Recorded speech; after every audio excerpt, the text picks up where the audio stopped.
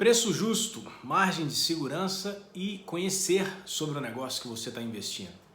Esses três itens são de fato pilares para bons investimentos ou não passam de mitos? O meu nome é Gustavo Viana.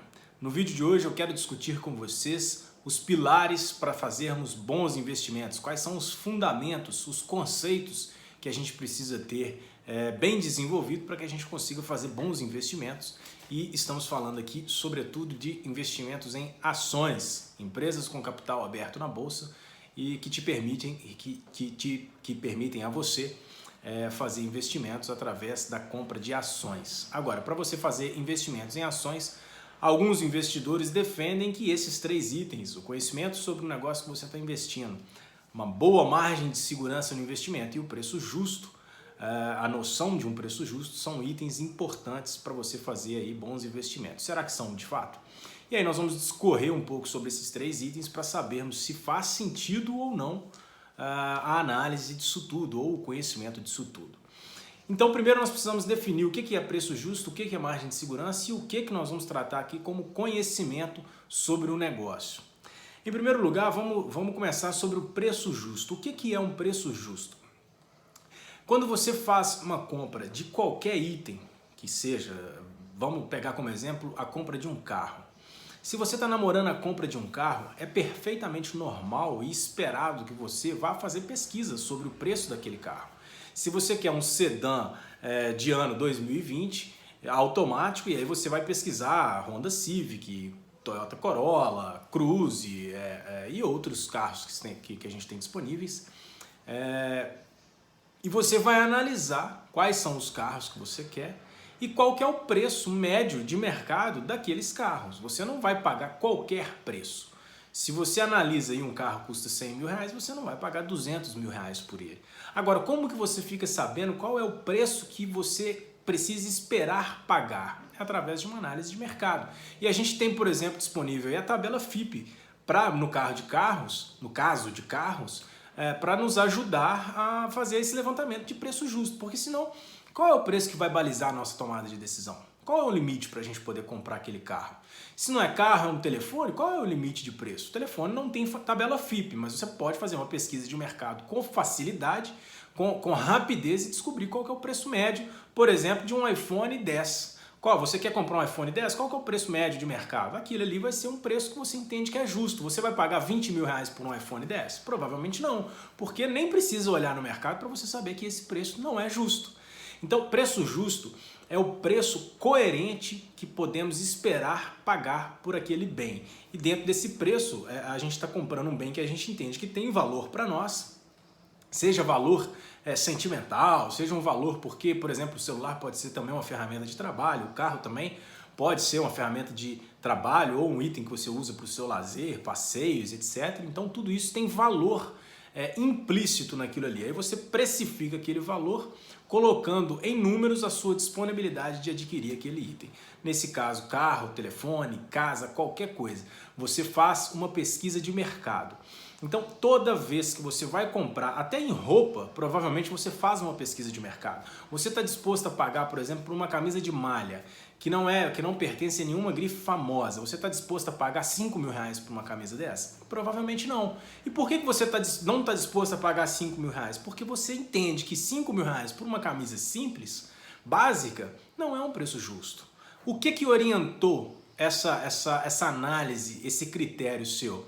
O conhecimento do preço de mercado. Então, você busca o preço de mercado para te orientar na tomada de decisão. Se eu te falasse, por exemplo, que uma camisa dessa custa 5 mil pesos argentinos, aí já ficaria diferente a análise, porque primeiro você precisa converter para saber quantos reais são 5 mil pesos argentinos, não é isso? Ninguém tem essa informação de cabeça. Então, 5 mil qualquer coisa, 5 mil de qualquer moeda, pode não ser muito dinheiro. Pode existir uma moeda em que 5 mil daquela moeda não é tanto dinheiro assim. Então, e como que você faz isso? Pesquisa de mercado. Agora você faz a pesquisa de mercado aonde você está querendo comprar. Se você quer comprar no Brasil, a sua pesquisa de mercado é óbvio, tem que ser em reais. Então você tem que ter conhecimento de quanto o mercado está oferecendo em média aquele item. Agora você faz isso com o carro, você faz isso com o seu telefone. Se você quer comprar uma casa para investir ou para você morar, você também vai pesquisar o preço justo daquela casa ou daquele apartamento, daquele lote, daquele sítio, enfim. Você vai pesquisar um preço justo, porque você não está disposto a comprar item nenhum por qualquer preço. Quando se trata de investimento, as pessoas têm dificuldade de fazer essa análise. E por que existe essa dificuldade?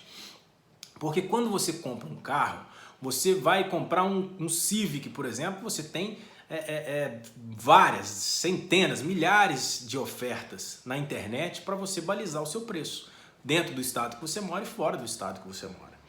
E você tem também a tabela FIPE, que te orienta a precificação daquele carro. Então é mais fácil fazer isso. Agora, quando você vai investir, por exemplo, numa empresa do setor energético, você vai comparar uma empresa A com uma empresa B. E as duas não vão ter o mesmo preço. Você pode comparar uma empresa de energia de Minas Gerais, por exemplo, a CEMIG, com o preço de energia da empresa de energia do Rio de Janeiro, que, por exemplo, é a Light.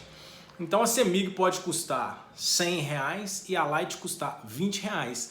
Isso, as ações, né? Uma ação da CEMIG pode custar R$100, esse não é o preço de mercado da CEMIG hoje, e também acho que não é R$20 o preço da Light, isso é só um exemplo. Também não é recomendação de compra de nenhuma das duas ações. Eu gosto sempre de deixar isso claro para não ficar parecendo assim, ele deu uma deixa. Não, não é nada disso. Então, a CEMIG custa R$100 nesse exemplo e a Light custa R$20. Isso não significa que a CEMIG é mais cara do que a Light, pode ser até mais barata. Então, como que você faz para comparar uma empresa com a outra? O preço de aquisição, no caso de investimentos em ações, não deve ser a sua orientação. E aí é que entra o conhecimento de mercado. Você precisa conhecer o mercado que as empresas operam e conhecer as empresas para poder saber se aquilo está barato ou caro. Por exemplo, os R$100 da CEMIG, pode ser que a CEMIG esteja num movimento de crescimento de 100% do seu lucro, ano após ano. Durante 10 anos ela vai crescer 100% do lucro. E a Light esteja num momento em que esse ano e nos próximos 10 anos ela só vai ter prejuízo. Provavelmente esses R$20 das ações ainda vão cair mais. E a CEMIG R$100 vão subir muito mais do que 100, talvez chegue a 500, talvez chegue a R$1.000 nesses exemplos que eu estou dando. Então qual empresa que está barata, qual que está cara? É difícil você comparar uma empresa com outra olhando cotação. Aliás, é impossível, não é difícil, é impossível. Você não deve olhar cotação, você deve olhar o negócio. Você tem que comparar uma empresa com a outra descartando o preço. O preço é uma orientação se você deve seguir pelo investimento ou não. E aí, para você, em investimentos em ações, a forma de você calcular o preço justo mais tradicional é através da avaliação de um fluxo de caixa descontado. Os grandes investidores, como por exemplo, eu sempre cito ele, o Warren Buffett, ele diz que o negócio ele é avaliado através da capacidade de geração de caixa que aquele negócio tem. Essa frase eu imagino não é dele, vários investidores defendem essa mesma tese. Então você espera que fluxo de caixa aqui nós vamos entender como no lucro operacional, tá certo? Qual que foi o lucro operacional que aquele negócio resultou? Você estima aquilo em, por exemplo, 10 anos e traz aquilo a valor presente usando uma taxa de desconto. Esse valor presente que você estimou o fluxo de caixa, trouxe aquilo a valor presente, esse valor presente é o valor da companhia. Você divide aquilo ali pelo número de ações, você vai ter o preço de cada ação. Esse é o preço justo que você tem que esperar pagar por aquele negócio. No caso da CEMIG, uma análise dessa pode te dizer que o preço justo das ações são R$300 e ela está sendo vendida a R$100.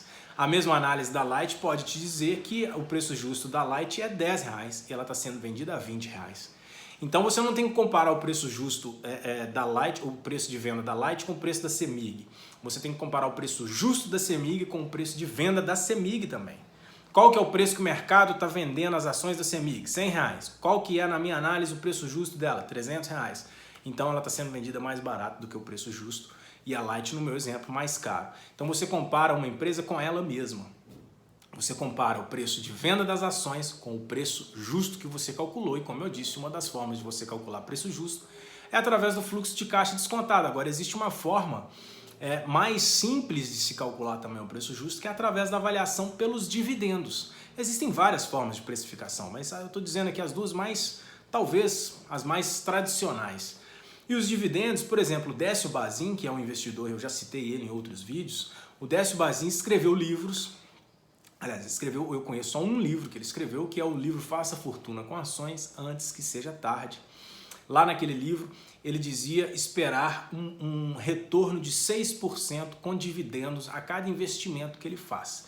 Então, se ele investe ele compra uma ação de uma empresa por R$100, ele espera receber R$6 por ano com aquele investimento.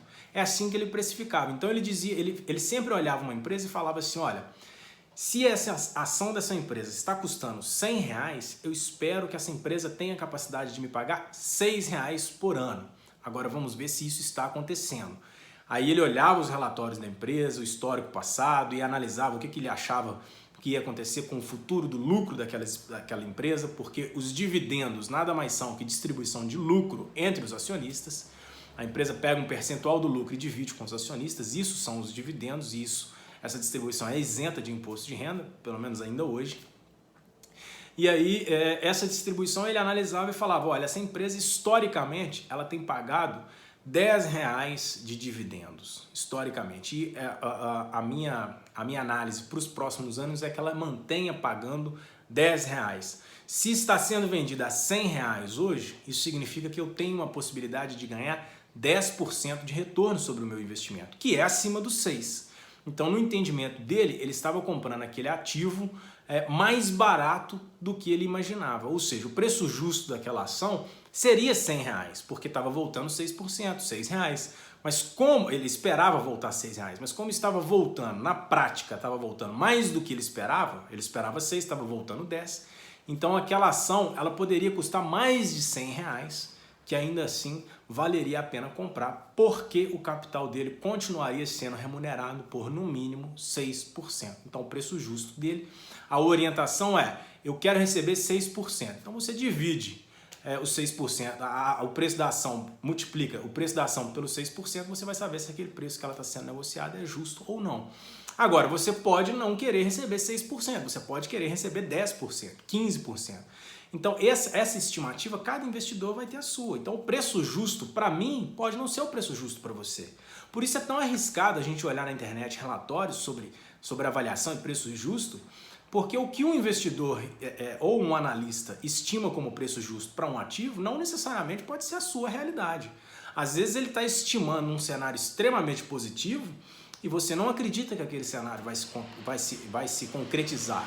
Quando você faz a análise de um investimento, você faz a precificação de um ativo, você tem que estimar itens como, usando a metodologia de fluxo de caixa descontado, principalmente. Você tem que estimar itens como inflação, Selic, taxa de crescimento dos lucros, taxa de crescimento das despesas. Você estima uma série de coisas e pode errar em todas. Você pode errar em todas. Às vezes você vai estimar, por exemplo, que o PIB brasileiro vai crescer 10% em 2021. Tem muita gente otimista que vai acreditar nisso, tem muita gente que é mais realista e vai acreditar que não vai ser bem isso. Qual que é a sua análise? Por isso é importante você ter conhecimento. Então, dentro dessa explicação inicial, eu já te disse o que é preço justo e o que é conhecimento de mercado. Você, para conhecer uma empresa, você tem que saber 100% de tudo que acontece nela? É provável que nem o CEO saiba. Ninguém sabe tudo o que acontece dentro de uma empresa. Conhecer uma empresa quer dizer que você consegue analisar as notícias que estão aí disponíveis para nós no dia a dia e saber como que aquelas notícias afetam o dia a dia daquela empresa que você está investindo ou que está querendo investir. Se existe uma política X, como que aquilo afeta os seus negócios? Se a política é Y, como que aquilo afeta? Se o presidente que está no poder é um presidente com uma orientação liberal, como que isso afeta? Se é uma orientação mais de intervenção, como que isso afeta? Essas duas realidades podem acontecer. E aí você precisa entender como que aquilo vai afetar os seus negócios. Isso é conhecer o negócio. Isso é conhecer. Outra coisa, você pode aprofundar e deve aprofundar o conhecimento para saber qual é o produto, qual é o serviço que aquela empresa está oferecendo. Aquele produto ou aquele serviço tem longevidade? Ou seja, você acredita que ano que vem, ou daqui a 10 anos, daqui a 20 anos, aquilo ali vai continuar existindo? Uma empresa que forneça alimentos, por exemplo, ela vai ter mercado eternamente. Pode ser que a empresa não exista mais, mas o mercado dela vai continuar existindo. Você enxerga um cenário onde as pessoas vão deixar de comer? Não. Vão deixar de beber água? Não. Vão deixar de beber bebidas alcoólicas? As pessoas não vão deixar de fazer consumo desses itens. Roupas? Não. Então, o mercado vai existir. Resta saber se a empresa tem condição de continuar atendendo a demanda daquele mercado. E como que você sabe isso? Quando você conhece a empresa. E como que você conhece a empresa? Estudando. Primeiro passo, vai lá no site em relação com os investidores e leia lá. O primeiro item que geralmente todas as empresas colocam no site em relação com os investidores é o chamado Quem Somos. Vai lá e olha lá o Quem Somos. Leia o Quem Somos da empresa para você saber quem é a empresa, o que ela faz. Quem são os donos da empresa? Quem é o diretor daquela empresa? Quem é o CEO daquela empresa? Quais são os clientes daquela empresa? Esse produto que ela vende é focado num cliente de alta renda, média renda, baixa renda? Qual que é a demanda desse produto em cada uma dessas 3 classes sociais, vamos dizer, ou classes econômicas, vamos dizer assim, na pirâmide? Qual que é a demanda? Quem mais demanda aquele produto? Porque se aquele produto é um produto que demanda mais na classe, vamos dizer assim, de um poder aquisitivo mediano, e a empresa está mirando no poder aquisitivo alto, ela está mirando errado. Ela está querendo atender o pessoal de alta renda, mas a demanda do produto dela está na média renda, ou seja, existe ali um posicionamento errado de mercado. E você só conhece isso quando você aprofunda no conhecimento da empresa. É claro que é um namoro, né? Você, quando estuda uma empresa, você começa a namorar a empresa, vai aprofundando o seu conhecimento, mas quando você gosta, você precisa começar os seus estudos por empresas que você goste ou por mercados que você goste, porque isso vai te dar mais prazer e mais naturalidade na sua análise. Eu, por exemplo, se for analisar o setor petroquímico, que é um setor que eu não tenho absolutamente nenhuma afinidade, eu não vou ter tesão nenhum para ler nada, porque não é um setor que me agrada muito. Eu já gostaria mais de estudar, como já fiz em outros casos, o setor de construção civil, setor de locação de carros, que eu já fiz análise de empresa, fiz uma análise, por exemplo, da Movida, fiz análise da Localiza, foi uma das primeiras empresas que eu analisei quando eu comecei a investir. São setores que eu gosto, são serviços que eu utilizo, são segmentos que eu consigo estudar com mais prazer e isso é importante. Eu consigo conhecer estes mercados com mais naturalidade do que eu conseguiria se eu fosse estudar o setor petroquímico. Então, comece por onde você tem afinidade. E o que é margem de segurança? A margem de segurança nada mais é que a diferença entre o preço que você entende que é justo e o preço que de fato você está pagando. Se você fez uma análise e descobriu que o preço justo de uma ação, seja ela qual for, é de R$100 e você comprou por R$75, você teve R$25 de margem de segurança. Para que serve a margem de segurança? Ela serve para te permitir errar mais. Porque investimento é uma arte, não é tiro na testa, não é uma ciência exata. Você, quando faz qualquer investimento, imóveis, carros, um negócio próprio, um comércio, seja ele qual for, investimento em ações, investimento em fundo imobiliário, está recheado de estimativas. Você estima que o mercado vai crescer, estima que vai ter um retorno de tanto, estima que o lucro vai aumentar ou diminuir, estima que as despesas vão aumentar ou diminuir, estima que o mercado vai aumentar ou diminuir. São especulações. Todo investimento tem ali uma pegada de especulação, sim. Agora, especular sempre, 100%, é quando você não conhece nada, dá um tiro no escuro, aí você só especulou. Você especula crescimento, estima crescimento ou decrescimento, e aí sim precifica. Precificou? Quanto que custou? R$100. Qual que é o preço que você está comprando? Se você acha que é justo você ainda está comprando 75, como eu disse, sua margem de segurança é de R$25 ou 25% nesse caso. Mas, para que serve essa margem? Quando você faz estimativas, existe uma chance de você estar errado. Muita gente estimou de 2019 para 2020 que haveria um crescimento em 2020 do PIB aí da ordem de 5%, 4%. O próprio governo estava estimando algo positivo. E aí o que aconteceu? Veio o cenário atual, que não tem como prever esse tipo de acontecimento. Veio o cenário, o que aconteceu? O PIB ficou distante daquilo que se previu inicialmente. Então muita gente que estimou aquele crescimento, aquilo não se concretizou. Por isso é importante você ter margem de segurança, porque quanto maior a sua margem de segurança, mais errado você pode estar e ainda assim ter lucro. Então quando você tem aí uma compra de um item com 50% de margem de segurança, quer dizer, você pode estar muito errado que ainda assim você vai ganhar dinheiro. É a mesma coisa de você comprar um Honda Civic 2020 por R$20 mil. Não precisa nem de olhar o preço. Eu estou, obviamente, dando um exemplo de um carro que está em boas condições, não tem nenhuma passagem por leilão, não tem marcação de chassi, o carro é perfeito, bacana, não tem treta nenhuma.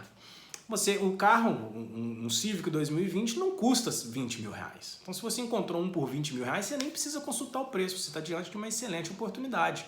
Você pode até não vender ele pelo preço que ele vale, que ainda assim você vai ter muito lucro no seu negócio. Isso é o quê? Margem de segurança. Então, qual que é a margem que você precisa se orientar? Quanto maior, melhor.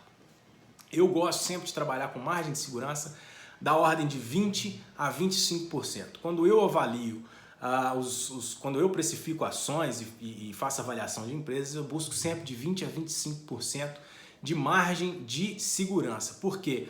Porque quando eu avalio, e eu sempre utilizo o método de fluxo de caixa descontado, eu faço estimativas, por exemplo, do crescimento do lucro daquela empresa pelos próximos 10 anos e na perpetuidade. A gente estima 10 anos de crescimento, mas a empresa depois dos 10 anos, ou a gente estima um fluxo de caixa pelos próximos 10 anos, mas o que acontece a partir do 11º ano? A empresa deixa de existir? Não. A partir do 11º ano, ela entra naquilo que nós chamamos de perpetuidade. E aí é como se a empresa existisse eternamente e existe uma fórmula para você calcular o lucro ou estimar o lucro na perpetuidade. Então, viu quanta coisa você tem que estimar quando você calcula o preço justo de uma ação? Você estima aquilo tudo e no final chega em 100 reais. Aí você coloca uma margem de segurança, um coeficiente de segurança. Muito utilizado na engenharia. Quem é engenheiro vai entender. Eu sou da área da engenharia, eu sou formado em engenharia mecânica. E lá na engenharia você estuda, por exemplo, estruturas. Quando você calcula uma estrutura de aço, por exemplo, você dimensiona ali qual o tipo de aço que você vai utilizar, é normal você usar um coeficiente de segurança. Para que serve esse coeficiente de segurança? Tanto para te proteger contra erros, como para te proteger contra a sobrecarga. Você, por exemplo, no elevador, quem nunca entrou no elevador e viu lá a placa, máximo de pessoas permitidas, 12 pessoas. Provavelmente aquele elevador suporta 14 pessoas, mas aí a margem de segurança eles reduzem para 12, por quê? Se você coloca 14, vão entrar 16 pessoas. Se você coloca 12, aí entram 14 pessoas num dia de muita procura por elevador naquele prédio. O limite é 12, mas na verdade o limite geralmente é 14. Só que se você não trabalhar com essa margem de segurança, você pode ser pego de calça curta e não é nada agradável. Então, para isso que servem, nós já discutimos agora o que são e para que servem preço justo, margem de segurança e conhecimento. E eu quero deixar aqui, começar alguns tópicos que eu trouxe aqui para a gente discutir. O primeiro deles eu quero trazer uma frase do Warren Buffett que diz o seguinte, um negócio excelente comprado a um preço razoável é sempre melhor do que um negócio razoável comprado a um preço excelente. Ou seja, é melhor você comprar um negócio top de linha e pagar um preço não tão top, mas um preço justo, do que comprar um negócio horrível, seja qual for o produto que você está comprando. O negócio é horrível, mas você pagou um preço excelente. Quando você compra um negócio horrível para poder revender, as chances são que você não vai conseguir revender, ainda que você tenha pago um preço horrível. Então é melhor você ir atrás de bons negócios a preços razoáveis e deixar os negócios razoáveis de lado, independente de quais sejam os preços que eles estejam sendo vendidos. Portanto, qual que é a lição principal por trás disso? Você deve buscar sempre bons negócios.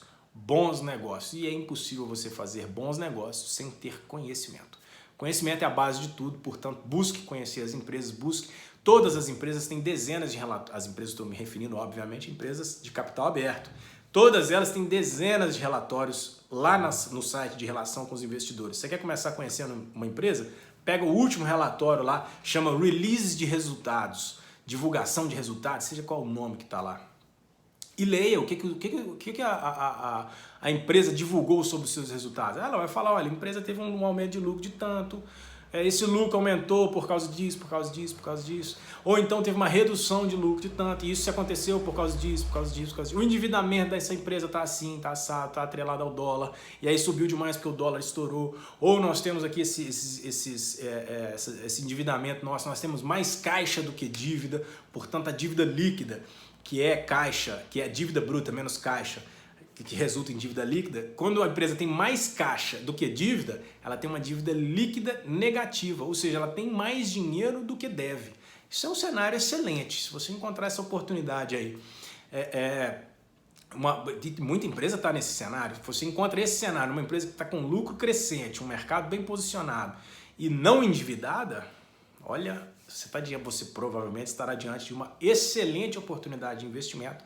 Analise com calma que você pode ter um bom retorno no curto prazo, inclusive, porque uma empresa com uma saúde financeira robusta, ainda mais nesse momento que a gente está vivendo, essa saúde pode garantir a perenidade daquela empresa. Então, quando você encontrar isso aí, você pode ter encontrado um ouro. Compre e tenha bons retornos. Quando o negócio é bom, qualquer negócio é bom a qualquer preço? Não. Por isso a importância de você conhecer o preço justo. Você está disposto a pagar 20 mil reais por um telefone, por um iPhone 10? Provavelmente não. Você está disposto a comprar um Honda Civic 2021 por 500 mil reais? Provavelmente não. Você está disposto a comprar uma casa, uma cobertura em Copacabana por 500 milhões de reais? Provavelmente não. Não vale, nem sei quanto vale uma cobertura em Copacabana, mas eu imagino que não seja 500 milhões de reais. Então, como que você sabe? Como é que você baliza a sua tomada de decisão? Qual é o preço que vai te orientar? O preço justo. Como é que você vai saber o preço justo sem uma pesquisa de mercado? Então você faz uma pesquisa de mercado. Agora, nada impede, eu disse que as ações, eu usei o exemplo de CEMIG e Light, você pode comparar a CEMIG com a Light comparando empresa com empresa. Por exemplo, endividamento, margem de lucro, retorno sobre capital investido, retorno sobre patrimônio líquido. Esses são múltiplos que a gente precisa, inclusive, comparar de uma empresa com outra. Agora, cotação de ações, não. Porque a cotação não diz nada sobre o negócio da empresa. Absolutamente nada. É só um retrato sem o que está por trás daquele número, daquela cotação, é o que você deve buscar. Porque a cotação em si não diz absolutamente nada. Uma empresa pode custar R$1 a ação e ainda assim ser absurdamente cara. Você acha que não? Faça a avaliação da empresa e me conta se você acha que sim ou que não. E a empresa pode custar R$1.000 e está barata. Tudo depende do conhecimento que você tem daquela empresa e daquele negócio. Conhecer o negócio te ajuda a pensar melhor com as notícias. Eu acabei de falar, você consegue digerir as notícias de uma forma mais eficiente. Como que você vai ler, por exemplo, a notícia de que o governo atual não foi reeleito e, portanto, vai entrar agora um outro governo, um governo com uma orientação mais de esquerda, do ponto de vista econômico, social, uma orientação mais de esquerda? Como é que você vai... E aquilo ali afeta em que os seus negócios? Porque a política, ela afeta os negócios, é claro que afeta. E o presidente da República e o seu governo em geral, não só a pessoa do presidente, mas o governo em geral, eles têm capacidade para afetar, sim, o dia a dia dos nossos negócios. Como? É impossível saber sem conhecer o negócio. Uma empresa, por exemplo, uma estatal, ela é muito mais influenciada e afetada pelo governo do que uma empresa privada. Haja visto o que aconteceu recentemente com a Petrobras. As ações da Petrobras tiveram uma variação absurda com algumas decisões que o governo tomou. Se o governo toma outras decisões, as variações são grandes também. Agora, as variações de uma empresa privada não foram tão grandes assim quando o presidente anunciou que faria ali uma troca no comando da empresa Petrobras. A Petrobras sentiu, mas empresas privadas não sentiriam. O presidente não pode, o presidente da República não tem autonomia para trocar o CEO de empresas privadas. As empresas privadas, elas têm ali um conselho e que determina, esse conselho se reúne e determina quem vai ser o CEO. O presidente da República nada tem a ver com isso. Portanto, você precisa entender, se você quer investir em estatais, você tem que saber muito qual vai ser a orientação daquele governo que está no poder. Goste você ou não dele. Se você vai investir em estatais, entenda que você precisa conhecer e saber que o governo poderá exercer uma influência direta no preço daquelas ações, para cima ou para baixo. Entenda também que política, embora afete muito o dia a dia dos negócios, as decisões de investimento são sempre frias. Não interessa se você ama ou odeia o presidente, você tem que estudar a empresa, o mercado, a economia, a tendência, e isso aí não é a pessoa do presidente que determina. Portanto, se você ama ou se você odeia, isso é secundário. Primário é o conhecimento do negócio. E a margem de segurança, ela te ajuda a ficar mais tranquilo com a decisão de compra ou a decisão de não comprar. É puxar o gatilho ou não puxar. Como que você faz isso? Com conhecimento. E quando você está diante de uma empresa que você fez uma análise e entendeu que é uma empresa boa e está com uma boa margem de segurança, você pensa assim, mesmo se eu tiver errado, a chance de eu perder dinheiro com esse investimento é muito pequena, porque a margem de segurança está muito alta. Você fez todos os cálculos conservadores. Eu faço isso muito. Quando eu vou avaliar uma empresa, por exemplo, eu estimo assim, vamos dizer que a inflação vai ser mínima. O crescimento dos lucros vai ser 1/5 do que foi nos últimos 10 anos. Vamos dizer que na perpetuidade o lucro não vai crescer, vai ser só corrigido pela inflação. Essa é uma estimativa muito conservadora. E aí no final dessa conta toda eu ainda aplico 25% de margem de segurança. Se ainda assim, depois de todo esse conservadorismo e dessa margem de segurança de 25%, ainda assim eu chegar num preço de R$100, por exemplo, e aquela ação está sendo vendida a R$80, nossa, eu estou diante de uma margem de segurança muito alta. Eu estou diante de uma boa oportunidade. E aí a minha decisão sempre é para comprar e esperar, vamos ver o que está acontecendo. Ainda assim eu posso errar? Posso, mas aí a chance de errar e perder dinheiro é muito pequena. É muito pequena, porque eu fui conservador nas minhas análises e fui seguro quando eu estimei a minha margem de segurança. Então eu tomei uma decisão muito segura e a margem de segurança serve exatamente para isso, para te deixar tranquilo na sua decisão. E é claro, a margem de segurança te dá a satisfação de ter feito um bom negócio. Eu dei o exemplo do Honda Civic a R$20.000, quem não gostaria de encontrar um Honda Civic automático 2021 completo a R$20.000? Sem ser pegadinha do malandro. É óbvio que se existisse isso, seria pegadinha. Mas se não fosse, quem não gostaria de estar diante de uma oportunidade dessa? É uma margem de segurança altíssima e vai te dar a satisfação de ter feito não um bom, mas um maravilhoso negócio. E por último, eu quero fechar esse vídeo também com uma frase do Warren Buffett. Eu disse há pouco uma frase dele e vou fechar o vídeo com outra frase dele, que é o seguinte: é melhor você estar vagamente certo do que precisamente errado. Por que o Buffett diz vagamente certo? Porque ele sabe melhor do que ninguém que é impossível você estimar preço justo e acertar na testa. Nem ele, que é um mega investidor, hiper experiente, consegue acertar sempre, e menos ainda quando acerta, não acerta na testa. Investir não é tiro na testa, você dá um tiro no ombro, um tiro no rosto, seja lá onde pegar, mas na testa é muito difícil. Você vai estar vagamente certo. Mas 100% certo você não vai estar. Mas é melhor estar vagamente certo do que precisamente errado. Então, quando você fizer as suas estimativas, fique tranquilo, coloque uma boa margem de segurança, tome a sua decisão e se aquele investimento não caminhar da forma como você imaginou, faça o desinvestimento se você achar que é isso e parta para um novo começo, uma nova análise. Afinal de contas, você não vai ganhar sempre. Mas quando você investe, quando você ganha, 2, 3 vezes que você ganha, compensa 6, 7 vezes que você perdeu. Desde que, claro, a sua perda não seja muito profunda, porque senão vai levar mais tempo para você se recuperar, mas isso também faz parte do jogo. É isso aí, pessoal. A gente se vê no próximo vídeo. Até lá.